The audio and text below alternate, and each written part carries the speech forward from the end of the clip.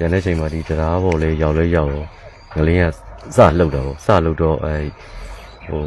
ဘိန်းပေါက်တယ်မှလို့ဘိန်းကိုလှည့်ကြည့်ရဲ့အချိန်မှာဘိန်းပေါက်တာမဝင်နေငလင်းလှုပ်တာအဲ့ကြမှာတီးတယ်အဲ့ကြမှာတီးရဲ့အချိန်မှာဒီတရားကိုဖြတ်ပြီးသားဖြစ်နေတော့နောက်လေလှည့်မရဘူးရှေ့လေလှည့်မရဘူးဆိုတော့အဲ့ရှေ့ပဲမောင်းလိုက်တော့တရားလှုပ်ပုံလုံကြီးကသူများတွေနဲ့မတူဘူးဆိုတော့တရားကိုဒီလိုခါပြီးတော့ရမ်းချလိုက်ပြီးလို့ဖြစ်တော့စက်ကပိုင်းတွင်ကိုတရားပြိုကျသွားအဲ့ချိန်မှာကိုလည်းဘာမှမတက်နိုင်တော့ဘဲတော့အနောက်မှာရှိတဲ့သမီးပဲ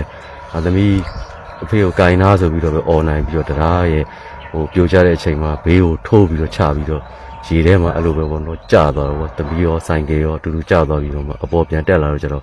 ကိုတယောက်တည်းပဲပါပြီးတော့အဲ့မှာသမီးမပါလာတာကိုအဲ့ကြမှာတိပြီးတော့သမီးလိုက်ဆိုင်နေတဲ့ကျွန်တော်သမီးဆုံးရှုံးလိုက်ရတာဆိုတော့ခုချိန်ဒီကိုသမီးရှိသေးရဲ့လို့ပဲကိုကထင်တာပေါ့ကိုတခြားကယ်တဲ့တွေပါလေဘာတစ်ခုမှမလောက်ကျွန်တော်တို့